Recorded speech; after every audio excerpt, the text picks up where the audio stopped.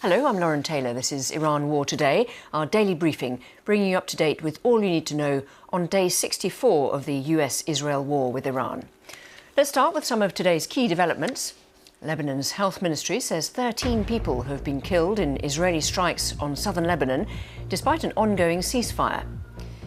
A senior military officer in Iran says that renewed fighting with the US was likely. It comes after President Trump says he's not happy about the latest peace proposals from Iran. And a rise in jet fuel prices contributes to the American carrier Spirit Airlines announcing it's shutting down.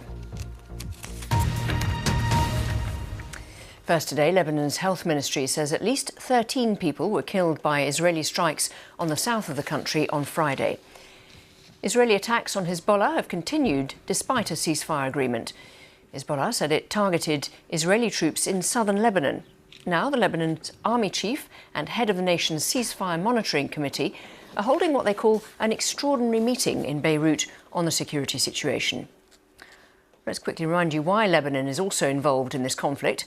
When the US and Israel launched wide-ranging strikes on Iran, they soon expanded to Lebanon, which is a country bordering Israel.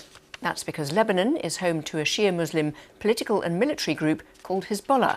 They have strong backing from Iran and oppose Israel's right to exist. Our correspondent Wira Davis is in Jerusalem and can tell us if the ceasefire is still in place.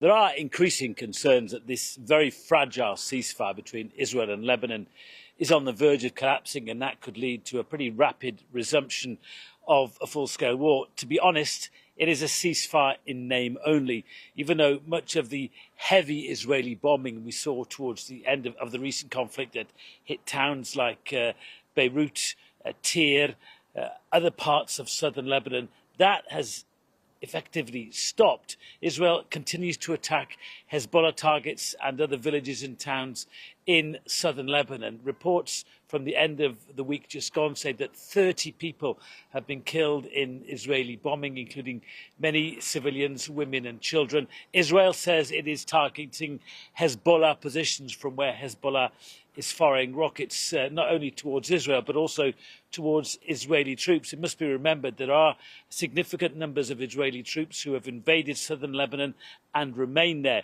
Israel has declared a buffer zone, an exclusion zone, a so-called yellow line, which is roughly 10 kilometres or 6 miles inside Lebanon. But some of the evacuation orders that Israel has been issuing have included towns and villages well outside this exclusion area, and people in these areas have been reportedly killed in Israeli airstrikes. Now, Israel says the ceasefire is holding, but it reserves the right to attack Hezbollah positions to stop them, of course, firing towards Israel. Amid all of this is what should happen next.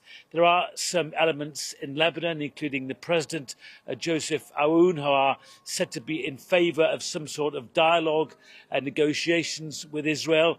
We've seen that messaging from the Americans. They want the Israelis and the Lebanese to get around the table and talk. But it's much more complicated than sitting down and talking. Of course, there are several factions within Lebanese society who support Hezbollah and its positions. One of their main demands before they would talk is that Israeli troops should leave southern Lebanon, where they've been for several weeks now. But Israel is not about to do that, while it still sees many of these towns and villages in the south as potential places from where Hezbollah could target Israel. So the feeling here for now is that this very fragile ceasefire, if you can call it that, is holding, but it is fragile and it could break at any moment. In Iran, a senior military officer has said that renewed fighting with the US was likely. It comes hours after President Trump said he wasn't happy with the latest peace proposals Tehran has reportedly submitted to mediators Pakistan. In quotes published by Iran's Fars news agency, Mohammad Jafar Sadi said a renewed conflict between Iran and the United States is likely, adding that evidence has shown that the United States is not committed to any promises or agreements. David Albright from the Institute for Science and International Security says he's not surprised that the White House is dismissive of the proposals being put forward by Tehran. It's not a serious offer. For example, it demands that all International Atomic Energy Agency Board of Governors resolutions be rescinded. I mean, it asserts this right to enrichment that doesn't really exist its enrichment program is ended, destroyed, I should say, could slowly make a comeback, but it serves no purpose other than building nuclear weapons. And so it's just not, it's a non-starter. And I think he's correct not to engage in negotiations over proposals that aren't serious. The ceasefire is something Donald Trump has been using to justify not getting written consent from Congress for the war. Catherine Yon Ebright from the Brennan Center, which is a law and policy organization in the US, explains. President Trump needed to secure congressional authorization before even launching the war, but now that the war is past 60 days, it is unambiguously unlawful. The Trump administration, for its own part, is arguing that the ceasefire that has existed for the past 2 weeks of April means that the 60-day clock has been paused or even terminated. But there is nothing in the War Powers Resolution's text or design that suggests that the clock can be paused. Instead, that clock ran out on May 1. Well, we wait and see what Congress will do next. But in the meantime, no new date for in-person talks between the US and Iranian delegations has been set. Both countries continue to block sea traffic in and around the Gulf, which is having a big impact on economies around the world. The Prime Minister, Keir Starmer, reiterated the UK's position when he spoke to Nick Robinson on the Today programme. What is the scale of the crisis you think we are now facing as a country as a result of the fact that the lifeblood of the global economy, oil, cannot travel through the Strait of Hormuz? The way I'd express it is this. There are moments in history that will define a generation. And I think we're in one of those moments. The Iran war is not our war. We're not getting dragged into it. Whatever pressure is put on me, I'm not going to drag the United Kingdom into a war. It's not in our national interest. But it is impacting us. It's impacting our economy. It's impacting what happens on our streets.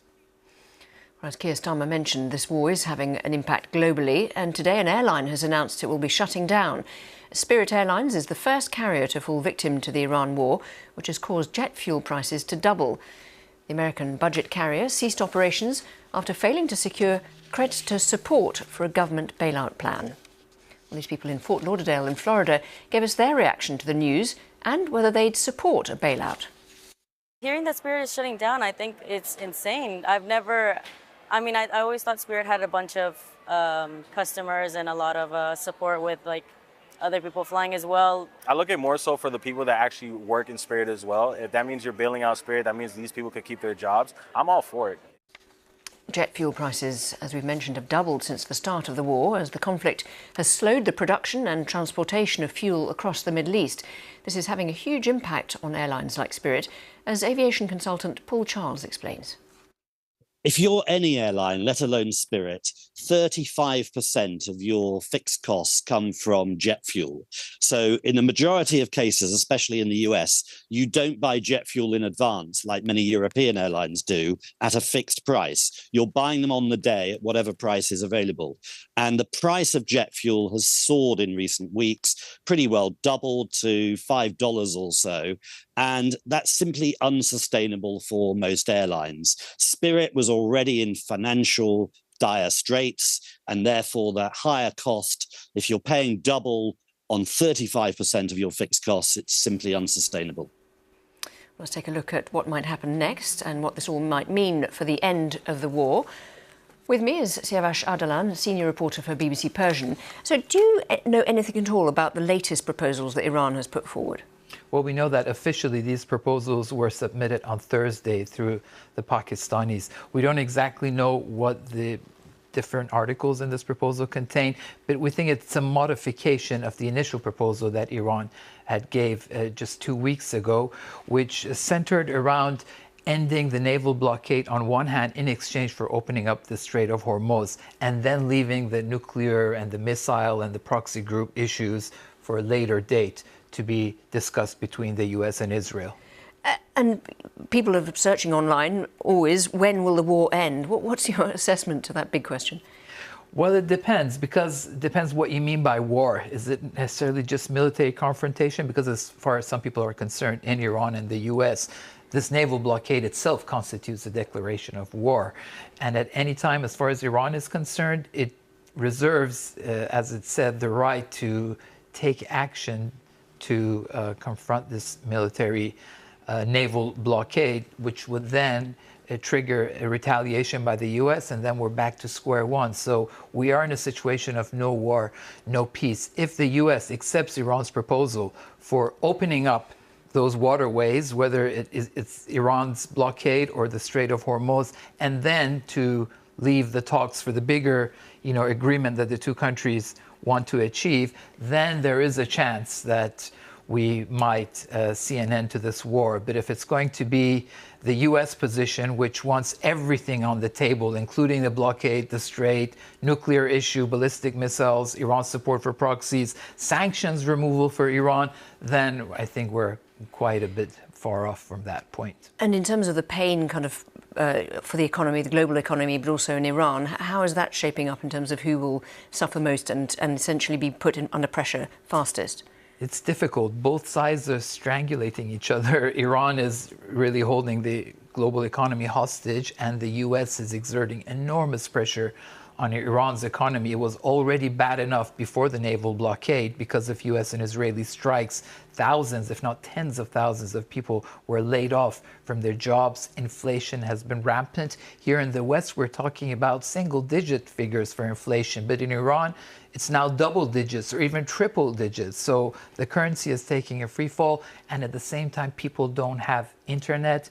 Internet disconnection has gone into its second month. So without internet, without a job, without a money, you can imagine what the people are going through now. Siavash Ardalan, thank you very much indeed for those thoughts there. Thank you. Whether you're joining us on YouTube, TikTok, Sounds, radio or TV, thanks for your time. We'll be back at the same time tomorrow with the Iran War Today. Bye for now.